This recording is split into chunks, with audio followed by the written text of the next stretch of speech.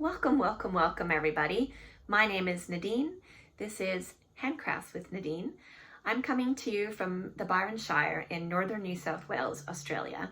I'm originally from Montreal, Canada. My family and I have been living here for the past 10 years. My husband is Australian. Him and I have a small business where we make coconut yogurt and coconut ice cream.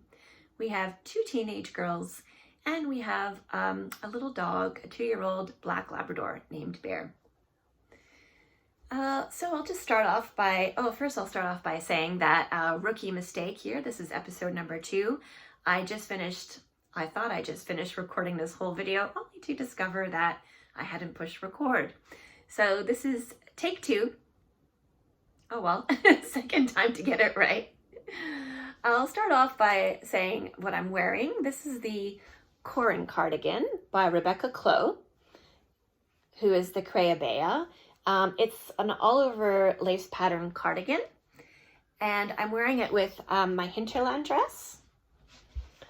I've opted to make the one, let me move this chair. I've opted to make the version with the placket, button placket at the top only, the ties, and the sleeveless version.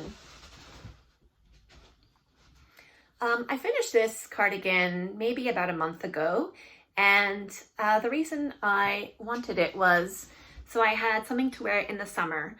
I thought that the eyelets lace, just the all over holes in it, would be perfect for summer when it gets a bit cool. And yeah, a bit cool today. It's 22 degrees, so yeah, it's really cold.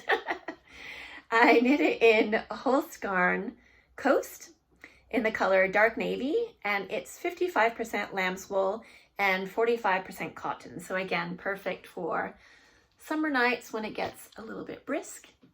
And this Hinterland dress by Liberated, I sewed with, if you watched last week, I talked about how I had bought quite a few duvet covers from H&M that were 100% linen. So this was one of them. And the shells are just from Spotlight. They're little seashell buttons. Right, so the first project that I'm going to talk about today is continued from last week, and that is the Skymning shawl. I think I'm nearly done. So it's a V-shape shawl knit up with 1 solid and 1 color changing yarn. The yarn that I used is from County. It's Effect Garn. And so the solid is just a dark navy blue color. You can tell that I love navy blue. And the second one goes through a variety of bright pink, mauve, and purple. So I'm nearly done. I'm sorry that it's so scrunched up. There are over 400 stitches on here now. One of the things I wanted to talk about is now that I'm this far, the next step is to knit a lace edging all along the outside of the V. And so I have this yarn from Holst as well, super soft, that I could use because it's practically the same color as the bit that I'm at in this yarn right now. So I thought it would be a good option. Or I can keep going to the purple, and I have this other ball of Holst Garn Super Soft. Sorry, the other one was called Cranberry. This one is called Slow, S-L-O-E, and it's purple. So I kind of feel, I'm kind of leaning more towards going a little bit further and using the purple. Let me know what you think. I feel like it might be a bit more grounding if it ends in purple, in a dark color rather than a light color. Do you know what I mean? Yeah, I feel like it would. Let me know what you think, please, in the comments if you have a second. I would love to hear people's opinions. Oh yeah, look at this. So I've had some little visitors. Some moths have been busy munching on my yarn. I have since fixed this problem at Bunnings, which is like a Home Depot here in Australia. Sell these little TP pieces of paper that you fold up, and they're sticky on the inside, and they have a pheromone of a moth. So moths are attracted to it, and then they land on it and stick to it, and then that's it. So the idea is to pretty much fix the problem before they make their babies, because they lay the babies into wool, and then the babies, when they're born, they eat the wool. It's very gross. Yeah. All right. My second work in progress that I wanted to talk about lives in this beautiful bag. I've had this bag, actually, it was given to me by my friend Lisa from Espace Tricot. She was one of the original owners of Espace Tricot in Montreal. And she gave it to me when we were moving away. It was a goodbye gift. And I love it so much. It's one of the only project bags that I use. Even though it's not very big, it really fits. I mean, you know, you can stuff a lot of stuff in here. The brand is Zigzag Stitches. I'm not sure if it still is around or if they still sell it at their shop, but yeah. So that's what's holding my next project. The yarn that I'm using is Bendigo Woolen Mills. So I recently come to discover this yarn. Bendigo Woolen Mills is one of the only mills left in Australia that make yarn. So it's very cool. It's very reasonably priced, like almost too good to be true. This is 200 grams it comes in, and it's, I want to say, between $14 and $16 for 200 grams. And this is a 8-ply, which is, I think, DK, and there's 400 meters on here. So it's so reasonably priced. And this one is called the Rustic. I don't think it's currently available on their website. And like I said, I'm pretty new to this, but I think that it comes and goes. It's one of those yarns that they'll discontinue for a bit and then they'll bring it back with different colors.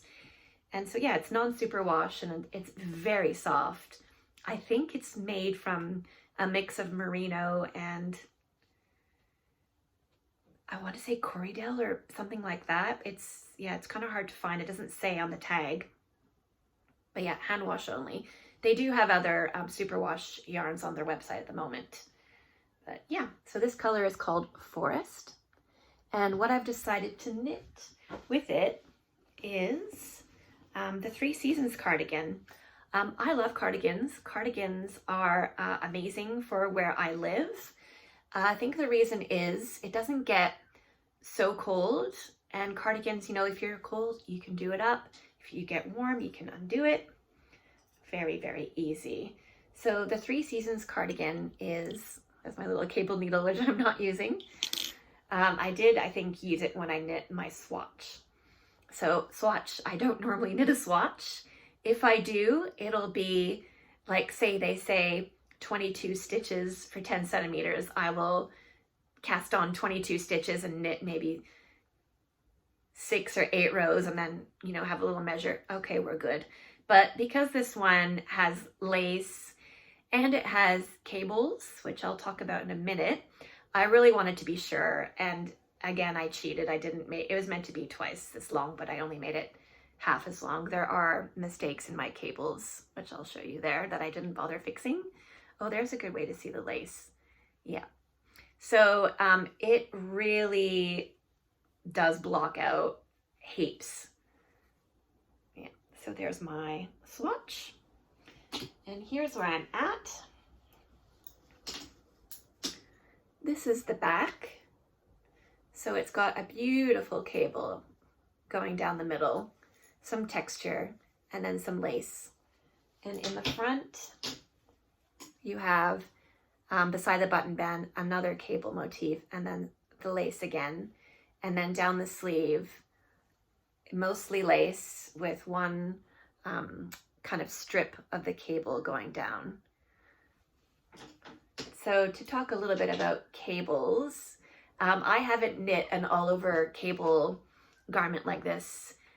Well, I've tried when I first started knitting over 20 years ago, and the patterns from that long ago were not as hand-holdy as I guess they are today. There was no chart included in the pattern. It was just all written out line by line, knit 1, purl 3, knit 2, yarn over, you know, cable, whatever. And I just found myself going like, looking at the pattern constantly. And then, yeah, I was knitting, I think it was the first pattern that I made using, a sweater I've made using a pattern. Like I said in my old video, I used to knit. I knit for years before I knew how to read a pattern. So I was like, yay, I can read a pattern.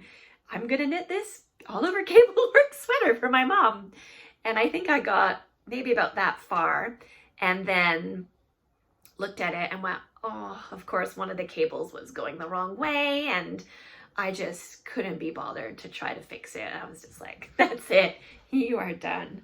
So I haven't done, I've done a few cables here and there, and like a sock or a hat that may have like one little cable and then the rest is rib or something like that. But so yeah, I thought I'd give a go at this, and it's just been such a joy. I love it so much. Give me all the cables. So with the chart, it takes, because it's, yeah, the first time I've done it, there's like some symbols that you need to look at. But after a few rows, you start to know what the, you know what those little symbols mean. And then I really recommend learning to read your knitting and just understanding what's going on. So when you get to the cable, you know, you're like, oh yeah, it's just obvious to you what you're going to be doing, more or less. I mean, things where it changes like this a lot, you have to look more at your pattern. But one of the cables like this was, you know, very easy to memorize. And yeah, and another thing I'll say is if you do make a mistake, there's lots of tutorials on YouTube. I guess if you just punch in how to fix cable mistake, and you only need to go drop down the section that you messed up, and then you just re-knit it with your little dropped ladders. You just re-knit it and fix it, and it's not that hard to fix, in my opinion. So yeah, I knit it in the recommended needle. I think I knit it for sure in a 5mm needle, the main part, and they recommend going up a needle size. So this is 5.5 mils for the sleeve. The reason is the sleeve is knit in the round and the body is knit flat. So when you knit in the round, you're doing less purls. And for most people, the purl stitch is a lot looser. I know for myself it is as well. So because it's going to be tighter in general, they recommend you go up because you're not doing those loosey-goosey purls. So I did do that. This sleeve I finished. However, it's too small. So I think you can tell here. I'll just grab my swatch, which is falling on the floor. It does open up a lot. It does grow a lot this way once it's blocked. However, I still feel like this is going to be way too small. I can, you know, barely get my arm in there, and I just wanted it to be not so tight. You can see, I've never seen a pattern like this. You decrease, all your decreases happen pretty much straight away, and the whole rest of it is knit straight. So what I did for my second sleeve, I thought, oh, before I rip it out, let me try something different on my second sleeve and see if I like it. So the sleeve consists of the lace, pretty much. It's pretty much all the lace, and then it's got one cable motif running down the whole length. So what I did was, instead of that stockinette that got reduced so quickly, I just used from the pattern, there's a really beautiful textured section there in the back, on the back only. So I just used it to go down the armpit, and I'm just gonna knit it straight and keep it going till where I'm meant to get to my ribbing. And then right before I do my ribbing, I'm just gonna decrease really quickly and then do the ribbing, and then see how that goes. And then if I like it, I will rip out this sleeve and knit it again. Am I mad? No, because I love knitting cables. So I get to knit more cables, yay. No worries whatsoever. All right. So that is that one. Again, it's the 3 Seasons cardigan by Woolen Pine. And yeah, I would just highly recommend it. Cables seem to be having a moment right now. And I really wanted to do cables, but I also really wanted to do a cardigan. Like I said, cardigans are very practical for where I live. So more about that, where I live, like right now it's a bit chilly today, which is why I'm wearing a cardigan. It's 22 degrees. Not really that cold, but in the winter it can get to 8 degrees Celsius, which, you know, Montreal me is like, oh my God, 8 degrees. That's not cold. -30 is cold. But here, for some reason, they built the houses more for summer than for winter. So the windows are single pane, single glaze. There's not much insulation. A lot of houses are actually built up off the ground so that the air can pass underneath, which is our bedroom is kind of like that because we live on a hill. So it's very cold in winter. If it's 8 degrees outside, it's 8 degrees inside, more or less. We do have one kind of air conditioning, wall-mounted air conditioning thing that's also a heater, but we don't really use it. It's really mostly in the morning when it's a bit chilly. So yeah, I do get a lot of use out of my woolens and cardigans here, because it may be 8 degrees when you wake up in the morning, but it will, even in winter, get to 20 degrees in the day. So cardigan, you know, you can unbutton it, you can just take it off. Shawls are great when you're a bit chilly. You can just wrap the shawl around yourself. I don't have any socks on the go at the moment, but woolen socks I wear all the time to death. Like, I've literally put holes through so many. And yeah, so when I left Montreal, my friend Lisa, who gave me the bag, was saying, oh, you know, that's because she's been here. She's been to Australia on a holiday with her husband, and she said, you know, oh, you're not going to get to knit. And I was like, oh yeah, for sure I will. And you know, when we first moved here, I was so cold. I would sleep with a scarf around my neck and I would walk around in a sleeping bag. So there's plenty of opportunity, even though I live in a subtropical rainforest climate. There's still lots of opportunity for knits. And of course, summer knits are always a must here. Well, that's it for me for today. I hope you enjoyed the podcast. Please give it a like and a subscribe if you're so inclined to do so. I'm having a lot of fun doing this, and I would love to record a video every week if possible. Yeah, I don't know anyone here who knits. Like when I lived in Montreal, I lived near, you know, Espace Rico. I had a big community of knitters and people to talk about what I make with. And here in Australia, I mean, I think a lot of people know how to knit, but they're, you know, if you know, you know, they're not as obsessed with it as I am. So this has been really great for me to get to talk about what I'm making. And yeah, I hope you enjoyed it too. I hope you have a great week, and I hope you get to make something beautiful with your hands this week. Thank you.